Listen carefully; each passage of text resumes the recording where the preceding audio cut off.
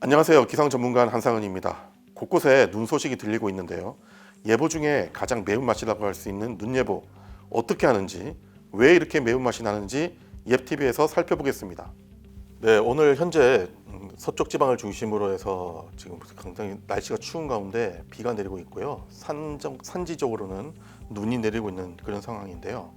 자, 지금부터는 이제 겨울철로 이제 서서히 이제 들어가면서 눈 관련된 이제 예보들이 많이 나올 겁니다. 그렇지만 이제 눈 예보 관련된 사항들이 굉장히 재미있는 요소들도 있고 까다로운 요소들도 많고 상당히 어려운 그런 복합적인 여러 가지 분석들이 필요한데 각각의 하나의 특성들을 가지고 오늘 좀 말씀을 나누는 시간을 좀 갖도록 하겠습니다. 자, 일단 제목은 눈 예보가 어렵다는 그 이유에 대해서 말씀을 드리는 두 주제로 지금 시작을 하는데 몇 가지 이제 사항들에 대해서 하나하나씩 좀 알아보도록 하겠습니다. 첫 번째로 겨울철에는 대기 중에 수증기가 매우 작습니다. 그래서 여름철과 다르게 기본적으로 대기 중에 수증기가 작기 때문에 그 작은 수증기를 가지고 강수 예보를 해야 된다는 그런 문제점이 있는데요. 자, 단적인 예로 이 그림에서 이런 특징들을 찾아볼 수가 있습니다. 자, 여름철에 대기 중에 1kg의 건조 공기 안에 최대한 담을 수 있는 수증기량은 대략 한 30도의 기온에서 한 30g 정도까지 수증기를 가질 수가 있어요. 그렇지만은 겨울철이 되면은 자 보시면 영하 15도 정도 되는 기온에서는 대기 중에 가질 수 있는 수증기량이 최대한 가질 수 있는 수증기량이 1g밖에 되질 않습니다. 그래서 여름철에 많은 수증기에서는 작은 수증기의 변화에 의해서도 뭐 크게 강수의 유무를 결정하는 데는 크게 기여를 하지 않지만 겨울철에는 워낙 작은 수증기밖에 못 가지기 때문에 이 1g 안에서도 약간의 차이에 의해서 강수가 내릴지 혹은 안 내릴지 이런 판단을 해야 된다는 아주 어려운 그 점이 있습니다. 다음으로는 이제 강수가 내린다면은 제일 궁금해하실 부분이 이제 눈일까 비일까 이런 형태를 판단해야 되는 그런 강수 형태 판단에 어려운 점이 있습니다. 일반적으로 왼쪽에 있는 그림과 같이 영도를 기준으로서 파란색 선이 영도입니다. 왼쪽이 영하권이라고 보시면 되고 오른쪽이 영상권이라고 보시면 됩니다. 이 빨간색은 실제 기온이라고 보면은 그림과 같이 다 영하의 대기의 기온 분포를 보일 때는 당연히 하늘에서 떨어지는 눈은 녹지 않으면서 지상으로 떨어질 겁니다. 그래서 다 눈이 올 수밖에 없다고 보여지고요. 자, 두 번째로 하늘에서 떨어지는 그 눈은 영하의 기온에서 떨어지는 눈이 이 그림과 같이 낮은 대기층으로 떨어지면서 영상권으로 들어가게 됩니다. 그럼 영상권으로 들어가게 되면은 조금 시간이 지나면서 서서히 녹기 시작하겠죠.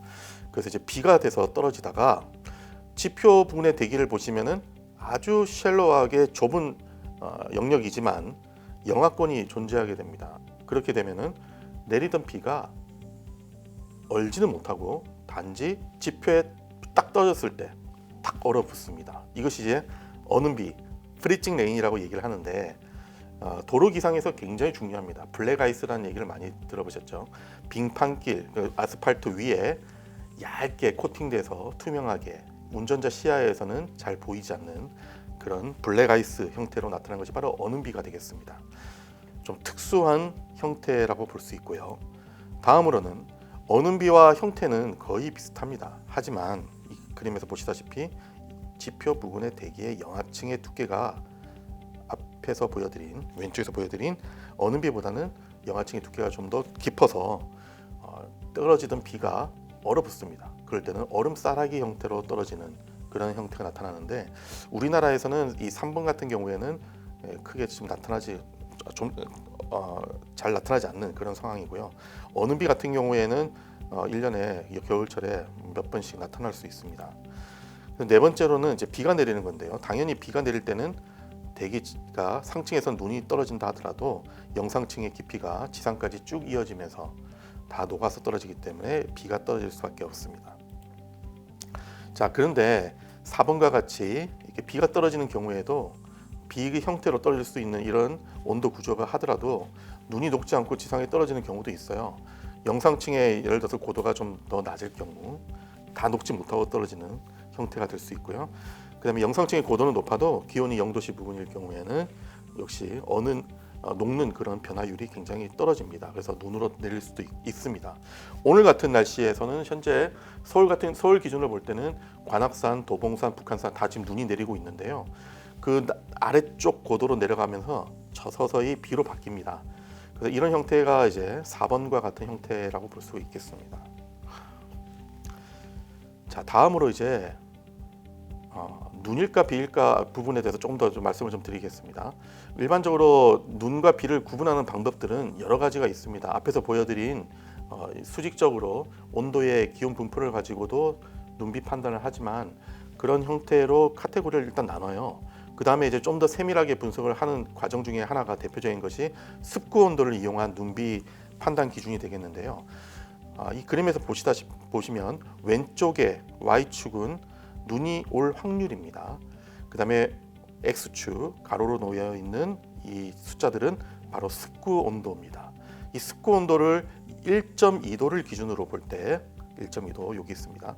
1.2도를 기준으로 보면은 강설 확률이 딱 50% 정도 됩니다. 그러니까 눈과 비에 나눠지는 경계가 바로 습구 온도 1.2도를 기준으로 나눠지게 되고요. 이 그래프에서 보시다시피 약간의 온도 변화에 따라서 눈이 올 확률과 비가 올 확률들이 극명하게 갈려집니다. 그래서 변별력이 굉장히 좋은 기상 지수가 되겠는데요. 이 1.2도를 기준으로 해서 0.3도만 습구 온도가 떨어져서 0.9도가 되면은 보시다시피 강설 확률이 약 80%에 다다르게 되고요. 그다음에 습구 온도 1.2도에서 0.3도만 높아버리면은 1.5도가 되겠죠. 역시 강설 확률이 눈이 올 확률이 20% 떨어집니다. 반대로 얘기하면 비가 올 확률이 80%로 높아진다는 걸 의미하죠. 그래서 변별력이 상당히 좋기 때문에 뭐 여러 가지 이제 판별 방법들이 있지만은 그 중에서도 가장 이제 변별력이 좋은 판별 지수라고 볼 수 있겠습니다. 습구 온도는요. 옛날에 백엽상이 있습니다. 백엽상을 보시면 우리 기상청에도 지금 존재하고 있지만은 노장에 가시면 백엽상이 있는데요. 이 하얗게 칠해져 있는 나무 상자에 이제 바깥의 공기들이 통풍이 잘 되게 되어 있습니다. 여기에 일반적인 온도계, 건구 온도계라고 하는 온도계가 있고요. 그다음에 습구 온도계라고 해서 이 물통에다가 가재, 즉 물이 잘 삼투압으로 잘 스며들게 해서 그 온도계의 빨간 부분 밑에 수간부라고 할 수 있는 그 부분을 감쌉니다. 그래서 만약에 바람이 강하게 불거나 건조한 날씨가 되면은 빠르게 증발이 일어나죠. 증발이 일어날 때 이 물이 H2O 물이 기체 H2O로 바뀌면서 열을 빼앗아 갑니다. 그렇게 되면서 온도가 낮아지는 그런 상황을 찾아내는 것이 바로 습구 온도계가 되겠는데요. 이 습구 온도의 특징이 바로 대기 중에 오른쪽 그림과 같이 이런 역할을 하게 됩니다. 이 하늘에서 떨어지는 구름에서 떨어지는 물은 즉 비나 눈이 되겠죠. 이것은 이제 물통 역할을 하게 되고요. 떨어지는 구름의 하부로 떨어지는 눈과 비는 바로 가재 역할을 하게 됩니다. 그래서 지표 부근이나 지상의 대기에서 완전히 포화에 이르기 전까지는 증발이 일어날 수밖에 없겠죠. 그래서 가재에 둘러싸여 있는 수간부 즉 습구 온도계의 역할과 거의 같아지게 됩니다. 그럼 결국에는 포화에 이르게 되겠죠. 더 이상 증발이 일어나지 않게 되면은 그때는 딱 습구 온도로 기온이 다 맞춰지게 됩니다. 그래서 실제 대기에서 강수가 떨어질 때 처음에 기온이 점차 떨어집니다. 어디까지 떨어지냐면 바로 습구 온도까지 떨어지게 됩니다. 그래서 습구 온도는 그래서 강수가 나타날 때의 온도라고도 달리 해석을 할 수가 있거든요. 그래서 눈이 올 때 눈도 강수의 한 가정이죠. 눈이 올 때 강수 형태 판별에 상당히 좋은 장점을 가지고 있다 그렇게 말씀드리겠습니다. 자, 이런 습구 온도 분포는 현재 방재 기상 포털에서 서비스가 되고 있습니다. 그다음에 또 잘 하기 위해서 1.2도 아까 말씀드린 습구 온도를 가지고 눈비 판단을 할 수 있는 1.2도를 기준으로 해서 채색이 되어 있습니다. 그래서 이 방재 기상 포털에 들어가시면 이 Always라는 왼쪽의 상단에 하나의 그 버튼이 있는데요. 누르면은 이런 창이 열립니다. 창이 열리는 중에 대부분 이제 선택 해제를 해주시고 밑에 보시면 습구 온도 1.2라고 있습니다. 1.2도. 이걸 클릭을 하시면은 이런 분포도가 실시간으로 나옵니다. 실시간 나오는데 여기서 채색이 되어 있는 부분들이 바로 1.2도를 기준으로 해서 온도가 낮은 그러니까 눈이 올 수 있는 구역들만 이렇게 표출되어 있어요.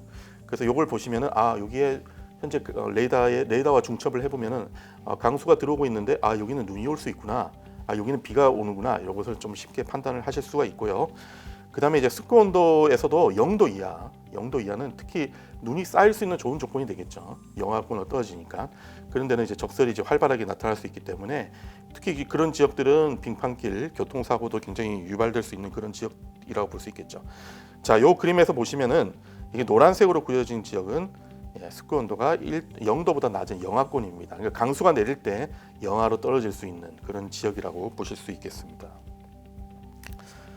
자, 그다음에 이제 눈으로 내릴 것인지를 이제 판단이 결정이 되면은 그다음에 이제 중요한 건 뭐냐면 적설이 어떻게 될 거냐, 이제 그 문제로 따져야 되는데, 눈으로 내린다면은 쌓일지 녹을지도 또 판단을 해야 됩니다. 대기의 기온은 영하라고 하더라도 지표 상태가 영상의 기온 상태라면은 내리는 눈은 바로 쌓이지 못하겠죠. 녹아버리겠죠. 그 다음에 혹은 앞 시간에 비가 내려가지고 지표 부분이 컨디션이 젖어 있는 상태에서 기온이 영하로 떨어진다 하더라도 눈으로 바뀌어서 내려서 영하로 떨어진다 하더라도 지표 부분이 물이 있기 때문에 쉽게 눈이 적설이 되지 않습니다. 그래서 이런 특징들까지도 고려를 해야 됩니다. 그 다음에 강수량별로 눈의 적설량들이 상당히 다 차이가 나게 되는 그런 특징들이 또 나타나게 되는데요. 이 그림에서 보시면은 3시간 강수량으로 볼 때 1mm에서 2mm 구간을 모든 사례들을 이제 그래프로 그린 것인데요. 0도를 기준으로 해서 이 그래프들이 조금 올라가는 모습이 보여집니다. 자, 그 이유는 이 그래프가 의미하는 것이 바로 수상당량비라는 건데요. 비가 1mm가 내릴 때 과연 적설은 어느 만큼 될 것이냐, 이제 그 비율을 이제 얘기를 한 겁니다. 우리 예보에서 적설은 센티미터 단위로 예보를 하죠. 강수량은 밀리미터 단위를 예보하고요. 10배의 차이가 있는 거죠. 그래서 왼쪽에 그림에서 보시면은 Y축에 20이라고 하는 데에 대부분 이제 이 굵은 그래프가 표시가 되어 있습니다. 20이라는 것은 1mm의 강수량에, 그러니까 눈으로 냈을 때 이제 물로 바꿨을 때의 강수량이 될 텐데요. 1mm의 강수량의 20배, 그러니까 2cm의 적설이 된다는 걸 의미를 합니다. 자, 그런데 영하 한 2도 정도 이하에서는 물론 이제 산포도에 보시면 굉장히 많은 분포들이 있지만 그래도 평균적으로는 한 1mm에 한 2cm 정도 오는 수상당량비 20을 기록을 하는데, 약 영하 2도보다 높은 온도대에서는 또 그렇지 않아요. 굉장히 변동성이 굉장히 크다는 걸 또 보여주고 있습니다. 자, 그래서 이제 수상당량비에 대해서 좀 말씀을 드릴 텐데요. 자, 우리나라에서 눈이 왔던 사례들, 적설이 있던 사례들을 이렇게 좀 찍어봤는데요. X축은 3시간 강수량이 되겠고요. 아까 말씀드린 바와 같이 눈으로 내린 것을 이제 녹여서 비로 이제 환산했을 때의 강수량입니다. 그다음에 오른쪽 Y축은 수상당량비가 되겠습니다. 말씀드린 바와 같이 강수량에 대한 적설의 깊이가 되겠습니다. 그래서 계산식이 단순하지만 이렇게 표시를 할 수가 있는데요. 이 적은 강수량에서는 수상당량비가 굉장히 크고 그다음에 그 폭이 굉장히 큽니다. 그래서 1mm의 강수량에 어떨 때는 0.5cm밖에 안 올 때도 있고요.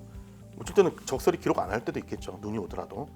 혹은 3cm 이상 그렇게 많은 적설이 기록되는 경우들도 있습니다. 자, 이런 경우들은 단순히 지표 컨디션, 그다음에 앞에 말씀드린 습도 온도 1.2도 기준으로 해서 나눠서 얘기할 부분이 아니거든요. 그래서 구름의 높이는 어떻고, 구름의 특징은 어떻고, 어디서 눈 입자가 만들어졌고, 이런 것들까지 다 좀 분석을 해야 된다는 거죠. 자, 그래서 이제 한방눈과 싸락눈, 자, 아까 말씀드린 수상당량비를 결정할 수 있는 것 중에 대표적인 것이 될 텐데요.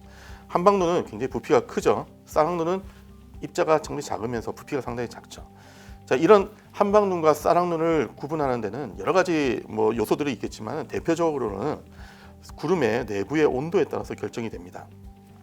이 왼쪽의 그림을 보시면은 물과 그다음에 수증기 H2O 기체입니다. 기체에 대한 물과 얼음입니다. 얼음에 대한 수증기압의 차이인데요. 이 H2O라는 그 물의 특징들은 뭐냐면 여러분 잘 아시겠지만 얼었을 때 어떻게 됩니까? 부피가 더 커지죠. 그러니까 즉 밀도가 더 작아지는 거죠. 그다음에 물이 됐을 녹으면은 오히려 더 부피가 더 줄어들면서 밀도가 커지는 그런 특징들을 보이는 아주 특이한 분자가 되겠는데요. 그에 따라서 얼음이 물보다는 포화 증기압이 좀 작아요. 근데 그 차이가 또 온도 때별로 다 달라요. 참 특이합니다. 그래서 영하 10도에서 영하 20도 정도, 영하 15도를 기준으로 해서 영하 10도에서 영하 20도 사이에 물과 얼음의 포화 증기압 차이가 가장 크게 벌어집니다. 이때 눈입자들이 가장 빠르게 잘 성장할 수 있는데요. 오른쪽에 있는 그림을 보시면은 이제 제가 찍었던 사진입니다. 겨울에 눈이 오게 되면은 웬만하면은 눈을 좀 실제 관측을 하면서 실제 사진을 한번 찍어 봅니다. 휴대폰으로 다 찍으면 다 나오는데요. 눈이 떨어진 것을 이제 옷 표면에 떨어진 눈을 한번 촬영을 해봤더니 이런 눈 입자가 오른쪽 그림과 같이 예쁜 눈 입자 그림이 실제로 나옵니다. 이것을 멀리서 보면 안 보이는데요. 가까이서 보면은 이런 입자들이 보여요. 그다음에 사진으로 보면은 휴대폰 사진 촬영한 걸 확대해서 보면은 잘 보입니다. 우리나라에서도 이런 거 잘 나타나는데요. 이런 입자가 떨어졌다면은 눈구름이 영하 10도에서 영하 20도 사이, 여기서부터 만들어져 있는 눈구름이 떨어졌구나, 이렇게 좀 판단을 할 수가 있습니다. 자, 이런 형태의 입자들은 특징이 있어요. 보시다시피 돌기들이 많이 있죠. 이것이 하나만 떨어지면은 하나의 입자로 그렇게 크지 않겠지만은 여러 개가 합쳐졌다고 생각을 해보세요. 그러면 이제 한방눈 형태로 바뀌겠죠. 그래서 구름의 온도가 상당히 중요하다는 겁니다. 그 다음에 이렇게 떨어질 때 그냥 떨어지게 되면은 사실 부서지기도 해요. 그 다음에 떨어지면서 건조화 과정을 거치면서 부피가 작아지기도 합니다. 근데 이제 강수가 좀 많이 내리면서 이 구름의 하부의 온도가 높은 경우, 자 왼쪽에 밑에 그림을 보시면은 부착 확률이 되겠는데요. 1이 이제 100%라고 보시면 되고요. 보시면 영하 4도부터 0도 사이, 이때의 부착 확률이 상당히 증가하는 것을 볼 수가 있어요. 자, 그 이유는 이제 관행각 수적이라고 하는 얼지 않는 물의 입자들이 많은 온도 대역이 바로 이 온도 대역인데요. 구름 내부에서 떨어지던 눈 입자들이 떨어지면서 물 입자들하고 부딪히면서 물 입자가 이제 본드 같은 역할을 하게 됩니다. 접착제 역할. 접착제 역할을 하게 되면서 잘 붙게 되는 거죠. 떨어져 나가는 것보다는 잘 붙게 해주는 역할을 하면서 한방눈이 떨어지게 됩니다. 그래서 일반적으로 한방눈이 아주 많은 눈이 내리는 경우, 그러니까 아름다운 눈이라고 할 수 있고 교통적으로 보면은 교통체증을 일으킬 수 있는 그런 눈이 되겠는데요. 이렇게 눈이 입자가 굉장히 큰 한방눈 같은 경우에는 기온이 너무 낮아도 안 됩니다. 보시다시피 구름에 떨어질 때 지표 위의 상공의 온도대들이 영하 4도에서 0도 이런 상태에서 가장 부착률이 높거든요.